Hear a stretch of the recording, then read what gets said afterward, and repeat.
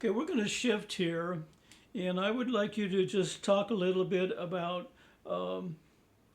the impact of the boomers and how, as they age out, the how that's going to affect the cultural change as the next generations come into power.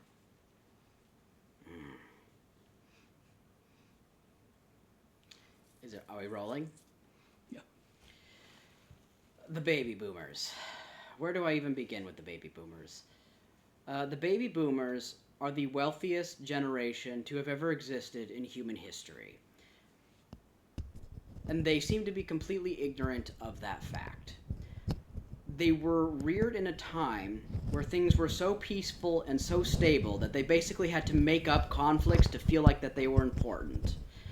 They will often bring up Vietnam, which the vast majority of them never fought in, as some kind of great conflagration that was a testing ground for their grit and moral achievement, when they really had no participation in it whatsoever. They will often cite that they, had something to do with the civil rights movement. And, for the black individuals who did participate in it, yes. But for the white majority, they had nothing to do with the achievements of the black liberation struggles within the 1960s.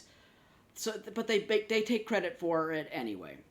These are people who basically developed a false morality around the idea that if they just fucked and did enough drugs that they would solve the world's problems. Unfortunately, they forgot to realize that they live in a system and a civilization that doesn't work that way and never has worked that way.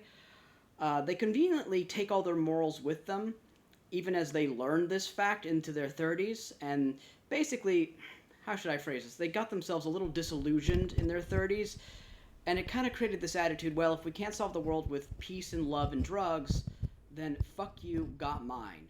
And so it's created this atmosphere where they've just been totally self-interested, totally narcissistic, through the durée of their entire working lives.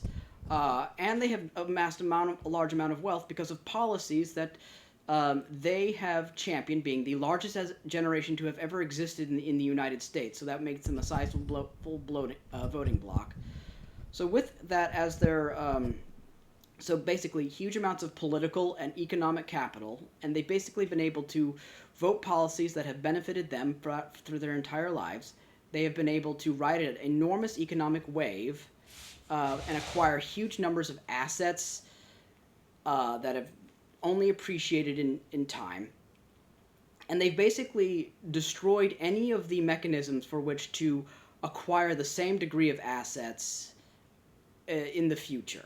So they basically they had all this material prosperity and wealth, and then they kicked the ladder down so that nobody else could climb it. And the ones that did climb did not reach nearly the amount of prosperity or success as the boomers have. Just ask Gen X, they hate the boomers more than anybody because they followed in their footsteps and didn't get nearly the same reward, and they're as bitter as fuck about it.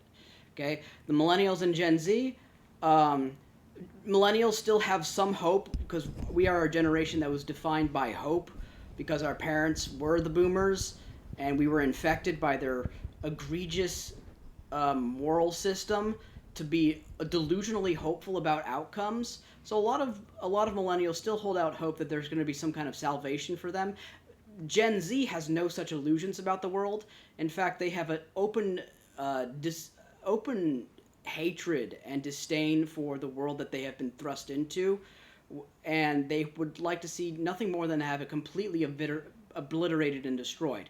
Unfortunately for them, they are the smallest generation to have come forth ever since the baby boom occurred. The generations have been getting progressively smaller. So they might have a lot of righteous fire and indignation, but they have no ability to actually turn that into any kind of action. So they're probably going to get subsumed and be a mirror to their Gen X parents, embittered, individualistic, and cutthroat. I don't know what's. I don't honestly. I don't know what holds for the under 40s. The world's going to change so dramatically because of the technology we're facing that it's impossible to understand what the world's even going to look like in 10 years. And it's impossible to say how this is all going to shake out. What we do know is that traditional institutions are not going to be able to be durable over the long term. And so all the advice that the baby boomers, which in their old age now have a compulsion to give to their children, is not going to be very applicable in the long run, because the institutions are going to change so irrevocably that it won't mean anything. So while the desire to give advice to the younger generations is appreciated and quite quaint, to be honest, it must be understood that it is not applicable for a future that is rapidly changing faster than their 401ks can appreciate in value.